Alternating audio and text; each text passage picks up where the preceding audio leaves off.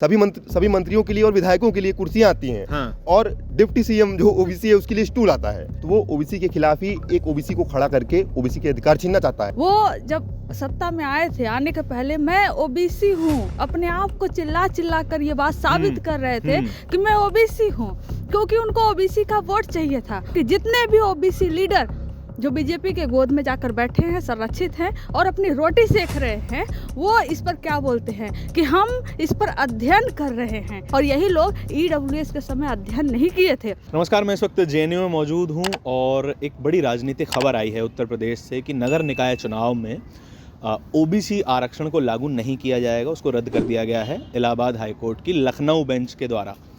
और समाजवादी पार्टी ने बड़ी ही तल्ख टिप्पणियों से इस जो है फैसले का स्वागत किया है और कहा है कि प्रदेश की बीजेपी सरकार ने इसको लेकर कोई सख्त जो है वो साक्ष्य प्रस्तुत नहीं किए और कोई भी अच्छी तरीके से जो है इसमें केस को नहीं लड़ा गया सरकार की तरफ से, राज्य सरकार की तरफ से। और मैं यहाँ पे इसलिए आया हूँ क्योंकि छात्रों को आप राजनीति से अलग करके नहीं देख सकते। जो लोग कहते हैं कि भाई शैक्षणिक संस्थानों में राजनीति नहीं होनी चाहिए, उनको ये नहीं भूलना चाहिए कि इस देश में जितने भी बड़े राजनेता निकल के आए हैं वो शैक्षणिक संस्थानों से ही निकले हैं। वो कभी ना कभी छात्र रहे थे, छात्र राजनीति का हिस्सा रहे थे। मेरे साथ दो छात्र हैं, छात्र ही खुद को कहना पसंद करेंगे, लेकिन विजय जी हैं, समाजवादी पार्टी के जो हैं वो सदस्य हैं और इस वक्त समाजवादी पार्टी के छात्र संघ अध्यक्ष हैं, हाँ छात्र सभा अध्यक्ष हैं और पीएचडी स्कॉलर हैं मेरे साथ।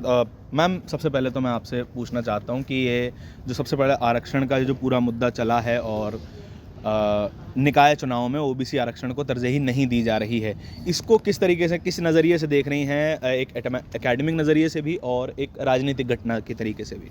देखिए, मैं इसको कई नज़रिए से देख रही हूँ। इसको मैं आर्थिक नज़रिए से भी देख रही हूँ, राजनीतिक नज़रिए से भी देख रही हूँ, शैक्षिक नज़रिए से भी देख रही हूँ। ये इसलिए क्योंकि आप देखेंगे अभी जो देश में, इस देश के जो प्रधानमंत्री हैं नरेंद्र मोदी जी, वो जब सत्ता में आए थे, आने के पहले मैं ओबीसी हूँ, अपने आप को चिल्ला चिल्ला कर ये बात साबित कर रहे थे कि मैं ओबीसी हूँ, क्योंकि उनको ओबीसी का वोट चाहिए था। उनको मालूम था कि बिना इस देश के ओबीसी के मदद के, बिना उनके वोट के वो सत्ता नहीं पा सकते, सत्ता नहीं हासिल कर सकते। आप इस बात को देखें तो जब उनको वोट मिल गया, वो सत्ता में आ गए, उनकी राजनीति कामयाब हुई, तो आज उसी ओबीसी को इस तरह से वो लात मार रहे हैं और धीरे धीरे उनके एक एक जो उनका अधिकार था उसको एक एक करके उसको खत्म कर रहे हैं। और ये जो ओबीसी रिजर्वेशन निकाय में खत्म हुआ, वो इसका एक हिस्सा है। आप देखेंगे कि जितने भी ओबीसी लीडर जो बीजेपी के गोद में जाकर बैठे हैं, संरक्षित हैं और अपनी रोटी सेक रहे हैं, वो इस पर क्या बोलते हैं कि हम इस पर अध्ययन कर रहे हैं। केशव प्रसाद मौर्य का भी यही बयान आया और जो अभी आप देखेंगे आशीष पटेल का भी यही बयान आया कि हम इस पे विशेषज्ञों से मदद लेंगे, हम इस पर अध्ययन कर रहे हैं, उसके बाद इस पर सर्वे होगा, तब सरकार कोई निर्णय लेगी। बहुत शर्म की बात है कि ये लोग कहते हैं कि हम इस पे अध्ययन कर रहे हैं और यही लोग ईडब्ल्यूएस के समय अध्ययन नहीं किए थे। ये नहीं कहते कि ईडब्ल्यूएस कैसे लागू कर रहे हो, हम पहले इस पे अध्ययन करेंगे फिर ईडब्ल्यूएस लागू होगा। ईडब्ल्यूएस 15 मिनट में लागू हो गया, जबकि ईडब्ल्यूएस को कवर करने वाली जो जनसंख्या है वो बहुत छोटी है और ओबीसी आरक्षण में आने वाली जनसंख्या बहुत बड़ी है, तब भी इस पे ज्यादा ध्यान नहीं दिया गया। जी, ओबीसी आबादी इतनी बड़ी है, ये कहते हैं कि हम उस पर सर्वे करेंगे, लेकिन ईडब्ल्यूएस के लिए इन्होंने कोई ट्रिपल सर्वे नहीं किया। ये बोलते हैं कि हम ट्रिप्लिकेट सर्वे करेंगे और किस बेसिस पे करेंगे। इनको शर्म आनी चाहिए कि ईडब्ल्यूएस आरक्षण के समय इनका मुंह सिला क्यों था। अगर ये उस समय एक अध्ययन किए होते, बस एक आवाज उठाए होते, बस एक ट्वीट किए होते, तो आज जो सुदामा कोटा इस देश में लागू हुआ है, जो इस देश की बहुसंख्यक आबादी का हिस्सा खाता है, वो सुदामा कोटा आज लागू नहीं हुआ होता। जी, लेकिन वो लोग ये भी तो कह सकते हैं कि सवर्णों में भी गरीब होते हैं, उनको भी मदद की जरूरत है। उनका ये लॉजिक है, उनका ये लॉजिक है कि सवर्णों में भी गरीब होते हैं, तो सवर्णों का ट्रिप्लिकेट सर्वे उस समय क्यों नहीं हुआ? उनका भी सर्वे कराते प्रॉपर, उसका तब आरक्षण कराते। और इस देश के जो चीफ जस्टिस है, जो इस देश के न्यायमूर्ति हम जिसको कहते हैं, न्याय की मूर्ति कहते हैं, वो इस पर कहते हैं कि गैर संवैधानिक नहीं है, ये संवैधानिक है, उस पर मुहर लगा देते हैं। तो ओबीसी जो यूपी में लागू है, जो हर जगह निकाय चुनाव में लागू है, उसको ये कैसे हटा सकते हैं? वो कैसे गैर संवैधानिक हो सकता है अगर ईडब्ल्यूएस आरक्षण संवैधानिक है? तो आप देखिए कि ये कैसा दोगला चेहरा दिखा रहे हैं यहाँ पर। जो न्यायमूर्ति हैं, जिन्होंने अभी इस पर जजमेंट सुना है, वो कौन है? वो देवेंद्र उपाध्याय हैं। एक उपाध्याय जी कैसे पिछड़ों का हक देंगे? उनको तो पीड़ा होती होगी ना। और ये जो सत्ता है और इनकी जो मिली, बहुत बड़ा इल्जाम है कि जो जज हैं उनको भी पीड़ा होती होगी किसी और के आरक्षण से। क्यों बहुत नहीं बड़ा पीड़ा इल्जाम होती? है ये बहुत बड़ा इल्जाम है और ये सच है। ये सच है कि अगर सत्ता जो बैठी है इस देश में, जिसकी सरकार है, उनकी वजह से ईडब्ल्यूएस आरक्षण जो संवैधानिक हो सकता है, तो वही लोग बैठे हुए हैं जब हाई कोर्ट में, इलाहाबाद हाई कोर्ट में, तो वो कैसे ओबीसी आरक्षण को निकाय चुनाव से हटा सकते हैं? ये दोनों अलग अलग चीज़ें नहीं हैं, दोनों ही बात करती हैं, संविधान की बात करती हैं, दोनों ही न्याय की बात करती हैं। तो एक तरफ आप कैसा जजमेंट दे रहे हो, दूसरी तरफ आप कैसा जजमेंट दे रहे हो, तो यहाँ पर उनके ऊपर आरोप लग सकता है और इस देश की बहुसंख्यक आबादी उनके ऊपर यह आरोप लगाएगी। फिर सर, आपकी पार्टी का एक बड़ा ही कड़ा रुख है इसके ऊपर और वो सरकार के ऊपर सीधा हमला कर रहे हैं कि उन्होंने केस ढंग से नहीं लड़ा, जो साक्ष्य हैं वो सामने कोर्ट के नहीं रखे। लेकिन इसमें सरकार के ऊपर इल्ज़ाम लगाना कुछ बेतुका सा नहीं लगता है कि जो फैसला है वो तो कोर्ट की तरफ से आया है और कोर्ट और सरकार के बीच में दूरी है? नहीं, इसको देखना पड़ेगा कि सरकार की इसमें रिस्पॉन्सिबिलिटी कहाँ है। जो ट्रिपल टेस्ट की बात हो रही है, ये कौन कराएगा? ये सरकार ही कराएगी। जो सरकार रहेगी राज्य में, तो पिछले 6 सालों से तो भाजपा की सरकार है, तो उन्होंने क्यों नहीं कराया? तो सीधा सवाल उनके ऊपर रहेगा ही। और कोर्ट में केस कौन लड़ रहा था? सरकार लड़ रही थी। तो सरकार की जिम्मेदारी थी कि केस ऐसे लड़े कि ऐसा फैसला कुछ ना आने पाए। और दूसरी बात, क्या अभी एक फैसला आज आया है? अभी कुछ दिनों पहले एक फैसला आया था जिस दिन ट्रिपल टेस्ट की बात की गई थी। आज जैसे अभी जो फैसला आया है, कोर्ट ने यहाँ पर केवल ट्रिपल टेस्ट की बात नहीं की है। कोर्ट बोल रही है कि नोटिफिकेशन जारी करो, चुनाव कराओ। भाई कोर्ट कैसे बोले कि नोटिफिकेशन जारी करो, चुनाव कराओ? ये कोर्ट का काम ही नहीं है। कोर्ट का काम है ये बताना कि कोई फैसला सही है या गलत है। कोर्ट नोटिफिकेशन जारी करने का आदेश नहीं दे सकती है। एक स्टेट कमीशन है, संवैधानिक संस्था है, स्वायत्त संस्था है, उसकी रिस्पॉन्सिबिलिटी है कि वो नोटिफिकेशन जारी करेगा और उसमें सेंट्रल गवर्नमेंट की स्टेट गवर्नमेंट की रिकमेंडेशन ली जाती है। जो भाजपा की योगी सरकार है, उसकी रिकमेंडेशन के बाद ही नोटिफिकेशन जारी हो सकता है। तो कोर्ट ऐसा आदेश कैसे दे सकती है? मतलब आपने संवैधानिक तथ्यों को रखा ही नहीं कि कोर्ट का ये काम ही नहीं कि वो आदेश दे, नोटिफिकेशन जारी करो। तो सीधी इसमें भाजपा और योगी सरकार की जिम्मेदारी है, उनकी पूरी गलती है और वो जानबूझकर ओबीसी हितों का हनन कर रहे हैं। नहीं, लेकिन इसमें एक सवाल ये भी आ सकता है कि जो लोग ओबीसी का खुद को ओबीसी बोल के वोट ले रहे हैं, वो ओबीसी के प्रति बायस कैसे हो सकते हैं? उनका तो राजनीतिक फायदा है उसमें। अगर ओबीसी आरक्षण मिलता है तो बीजेपी को सबसे ज़्यादा फायदा मिलेगा। वो तो डंका बजा के कह सकते हैं कि भैया हमने आपको आरक्षण वापस दिलवाया है तो आप हमें वोट दो। तो उसमें नीयत खराब कैसे हो सकती है? नीयत खराब का आप ऐसे देखिए कि वो तो कहते हैं हम दलितों के हितैषी हैं, हम ओबीसी के हितैषी हैं, सबके हितैषी कह रहे हैं। हाँ। लेकिन जितने ओबीसी मंत्री हैं उनकी हालत क्या है भाजपा सरकार में? हाँ। सभी मंत्रियों के लिए और विधायकों के लिए कुर्सियां आती हैं। हाँ। और डिप्टी सीएम जो ओबीसी है उसके लिए स्टूल आता है।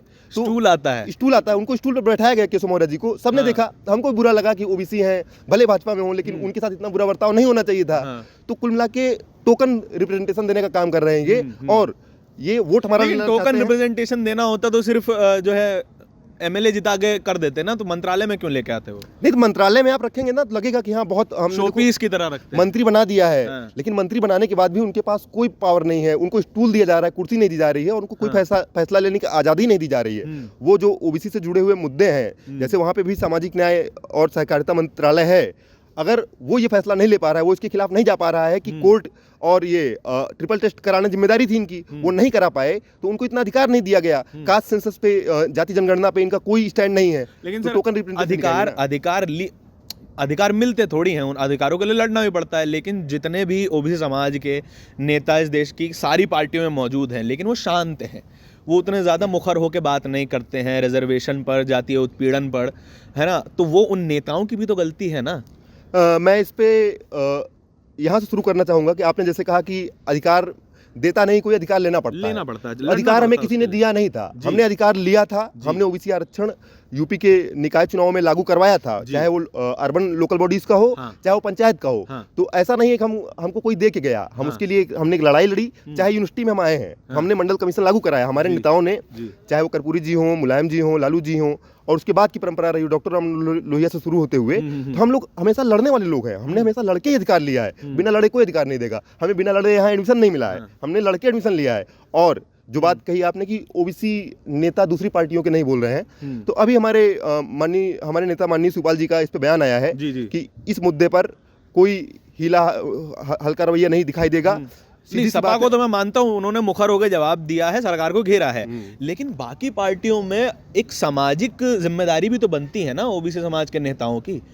कि वो अपने समाज के लिए सामने आए और वो उस समाज के सवाल उठाएं, तो वो लोग सत्ता में पहुंचने के बाद, विधायकी जीतने के बाद, मंत्री बनने के बाद शांत क्यों हो जाते हैं? तो सीधी सी बात है, जब आपको टोकन रिप्रेजेंटेशन दिया जा रहा है, जब आपको स्टूल पे बैठा दिया जा रहा है, हाँ। तो आपको जो करना चाहिए था, आपने कुछ कॉम्प्रोमाइज़ किया होगा तभी बैठाया होगा। वो ओबीसी को ओबीसी के हित की कोई उसको बचाना नहीं चाहता है, फिर भी आपको बैठा रहा है, तो वो ओबीसी के खिलाफ ही एक ओबीसी को खड़ा करके ओबीसी के अधिकार छीनना चाहता है। या चाहे वो शेड्यूल कास्ट के बारे में यही बात लागू होती है, सबके साथ उनका एक रिप्रेजेंटेटिव बना के कि देखो तुम्हारा रिप्रेजेंटेटिव रखा है, उनका अधिकार छीनना चाहता है। और ये हल्के लोग लड़ाई नहीं लड़ सकते हैं, और जो हल्के लोग हैं वही ये कॉम्प्रोमाइज करके भाजपा जैसी पार्टियों के पास जा सकते हैं, और उनसे हम लड़ाई की कोई उम्मीद नहीं रखते हैं। नहीं, लेकिन मैं इसमें एक और चीज़ ऐड करता हूँ कि पहले रामनाथ कोविंद जी को रबर स्टैम्प की तरह बोला जाता था, लेकिन जब द्रौपदी मुर्मू बनी और उनको भी रबर स्टैम्प बोलने लग गए। लेकिन जब उनके तमाम बयान आए तो लोगों ने मान लिया कि वो रबर स्टैम्प नहीं है। तो भाजपा में भी वो नेता पहुंच रहे हैं, पदों पर भी पहुंच रहे हैं और बोल रहे हैं, लेकिन बाकी लोग क्यों नहीं बोलते? दोनों में फ़र्क क्या है? दोनों में फ़र्क ये है कि राष्ट्रपति और गवर्नर केवल बोल सकते हैं, हाँ। चाहे वो द्रौपदी मुर्मू जी हों, लेकिन उनकी बात का वजन तो है। चाहे वो द्रौपदी मुर्मू जी हों, चाहे रामनाथ कोविंद जी हों, हाँ। या कोई भी गवर्नर हो इनसे पहले के, उनका एक लिमिटेड रोल है, वो कोई एक्शन नहीं ले सकते हैं, उनके पास बहुत ही सीमित अधिकार हैं। लेकिन जो मतलब मंत्री आप होता कह है रहे हैं कि प्रेसिडेंट की बात का वजन कम है। बात का वजन की बात नहीं कर रहा हूं मैं संवैधानिक किस पद पर बैठे हैं, हाँ। और संवैधानिक अधिकार क्या है, मैं उनकी बात कर रहा हूँ। हाँ, बात ठीक का है। वजन होगा, लेकिन ठीक है। जब आप कोई फैसला नहीं ले सकते हैं जहाँ पे, तो वो टोकन रिप्रेजेंटेशन वहाँ पे जो दिया जा रहा है, उनके पास तो कोई निर्णय लेने का अधिकार ही नहीं है ना। चाहे वो राष्ट्रपति द्रौपदी जी हों या कोविंद जी हों या उसके पहले कोई और भी रहे हों। बात है मंत्रियों की, जो मंत्रालय में बैठे लोग हैं फैसला ये लेते हैं, जो कैबिनेट में बैठे लोग हैं फैसला ये लेते हैं, इनके पास अधिकार है सारे मुद्दों पर काम करने का, पॉलिसीज बनाने का। लेकिन वो हल्के लोग हैं जो भाजपा के साथ जाकर बैठ गए हैं, और अपने समाज के हित का बेच कर अगर कोई भाजपा के पास जा रहा है तो हम उससे कोई उम्मीद ही नहीं लगाते वो हमारे हित की बात करेगा। तो आगे सपा का क्या रोल हो सकता है कि उन्होंने ओबीसी की काफ़ी अच्छी तरीके से हिस्टोरिकली भी हर समाज के लिए आवाज़ उठाते आए हैं और सामाजिक राजनीति की है सपा ने। बाकी राजनीति के बारे में आप सहमत असहमत हो सकते हैं, लेकिन अब क्या रोल हो सकता है भाजपा, माफ़ कीजिएगा, सपा का आगे इस फैसले के लेके? देखिए, हम सामाजिक न्याय में विश्वास रखने वाले लोग हैं जी, और निकाय चुनावों में और पंचायत चुनावों में सामाजिक प्रतिनिधित्व देने के लिए जो ओबीसी आरक्षण लागू किया गया, शेड्यूल कास्ट और शेड्यूल ट्राइब के लिए संवैधानिक रूप से ये प्राप्त था। लेकिन ओबीसी को जो आरक्षण दिया गया लोकल बॉडीज में, हमने उसको लागू कराया और हम उसके लिए लड़ते रहेंगे, और इसके लिए सड़क से लेके विधानसभा से लेके कोर्ट तक हर जगह देखेंगे, और बिना ओबीसी आरक्षण लागू किए कोई चुनाव नहीं होगा, कोई चुनाव नहीं होने दिया जाएगा। आखिरी सवाल है कि सीएम योगी आदित्यनाथ के रोल को कैसे देख रहे हैं कि वो ये भी कह रहे हैं कि इस फैसले के खिलाफ हम सुप्रीम कोर्ट तक जाएंगे, हैं, तो वो लड़ने की बात तो वो भी कर रहे हैं, उस रोल को कैसे देख रहे हैं? लड़ने की बात ही तो कर रहे हैं, वो हाई कोर्ट गए और पहले बोला कि आरक्षण खत्म, हाँ। दोबारा हाई कोर्ट गए, हाई कोर्ट बोल रहा है कि नोटिफिकेशन जारी करो। हाँ। अब सुप्रीम कोर्ट जाएंगे तो हो सकता है सुप्रीम कोर्ट बोले कि चुनाव ही मत करो, डायरेक्ट उठा के लोगों को प्रधान बना दो, डायरेक्ट लोगों को उठा के सभासद अच्छा। बना दो, डायरेक्ट उठा के लोगों को चेयरमैन बना दो। हाँ। तो इनकी लड़ाई पे हम पे कोई विश्वास नहीं है, हमको पता है इनकी लड़ाई हमें धोखा देने का एक और प्रयास है। लेकिन और सुप्रीम कोर्ट पे तो भरोसा हो सकता है। सुप्रीम कोर्ट में आप बात क्या रखते हैं, महत्वपूर्ण ये है। और दूसरी बात ये है कि सुप्रीम कोर्ट में मेरा पूरा विश्वास है, लेकिन सुप्रीम कोर्ट में जो जज बैठा है उसकी भी एक आइडेंटिटी है, उसकी भी एक जाति है, वो भी एक क्षेत्र से आता है। तो अपनी आइडेंटिटी, अपनी जाति, अपना क्षेत्र, अपने हित सभी को प्यारे होते हैं, और हर फैसला उससे बायस्ड होता है। इसीलिए हमारी डिमांड है कि सुप्रीम कोर्ट में भी जो कॉलेजियम सिस्टम है, जिससे एक ही बिरादरी के लोग जज बने जा रहे हैं, कुछ परिवार हैं उन्हीं के लोग जज बने जा रहे हैं, इस पर रोक लगे और डेमोक्रेटिक बिल्कुल, इस बात से मैं पूरी तरह एग्री करता हूं। उसमें जगह मिले, सभी समाज के लोग जज बन सकें। क्योंकि अगर मुझे फैसला लेना होगा तो मैं अपने समाज के हित का हनन होते हुए देखने पर मुझे हो सकता है कि लगे कि नहीं ये गलत हो रहा है, लेकिन मेरे ऊपर कोई और फैसला कर दे रहा है, मेरा फैसला कोई और कर दे रहा है। वोटर मैं हूँ, मुझे प्रधान बनना ही नहीं है, ये हाई कोर्ट निर्णय दे रहा है, और उसके बाद हाई कोर्ट ये भी कह रहा है कि नोटिफिकेशन जारी करो, ट्रिपल टेस्ट में देर हो जाएगी। तो आज ऐसे कोर्ट ने कहा कि ट्रिपल टेस्ट में देर हो जाएगी, कोर्ट क्या, जो जज ने ये फैसला दिया कि ट्रिपल टेस्ट में देर हो जाएगी, नोटिफिकेशन जारी करो, ये जज तब कहाँ थे जब ट्रिपल टेस्ट नहीं हो रहा था? तब इन्होंने क्यों नहीं कहा कि ट्रिपल टेस्ट कराओ? ये भी इनका अधिकार नहीं, नोटिफिकेशन जारी करने के लिए बोलने का भी इनका अधिकार नहीं है, और ट्रिपल टेस्ट कराने का भी इनका अधिकार नहीं है। तो जब आज ये बोल सकते हैं अपनी लिमिट ब्रीच करते हुए, तब इन्होंने क्यों नहीं बोला? हमारा इनसे जजों से सवाल है, कोर्ट में मेरा पूरा विश्वास है। फिर देखिए, कोलिजियम सिस्टम से एक ही तरीके के लोग, एक ही समाज से आने वाले लोग न्यायमूर्ति बनते आए हैं, न्यायाधीश बनते आए हैं, और बार बार कोलिजियम सिस्टम को ख़त्म करने की मांग होती रही है, और वो मांग और ज़्यादा मजबूत हो जाती है जब इलाहाबाद हाई कोर्ट से ऐसे फैसले आते हैं कि ओबीसी आरक्षण को लागू ना किया जाए निकाय चुनावों में, और इससे जो है जनता में अविश्वास का भी भाव पैदा होता है। आप इन दोनों ही छात्रों की बातों से, मैं अभी भी इनको छात्र ही कहूँगा क्योंकि आप आजीवन छात्र ही रहते हैं और पढ़ने लिखने का कोई उम्र नहीं है, जैसे बड़े बुजुर्ग कह गए हैं। आप इन दोनों की बातों से क्या समझते हैं, क्या असहमतियां रखते हैं, सहमतियां रखते हैं, कमेंट सेक्शन में बताइएगा ज़रूर। और एक बात ज़रूर याद कीजिए कि जब आरक्षण लाया गया था वो एक सामाजिक भागीदारी का जो है उसको सुनिश्चित करने के लिए लाया गया था, वो कोई गरीबी उन्मूलन प्रोग्राम नहीं था। पूरी सत्ता में, पूरी व्यवस्था में किस समाज के लोग बैठे हैं वो पता कीजिए, और व्यवस्था से किस समाज के लोग बाहर हैं वो पता कीजिए, आपको आरक्षण की ज़रूरत साफ समझ में आ जाएगी। कैमरे के पीछे मेरे साथी शाहनवाज के साथ जवाहरलाल नेहरू विश्वविद्यालय से धारण की रिपोर्ट। धन्यवाद।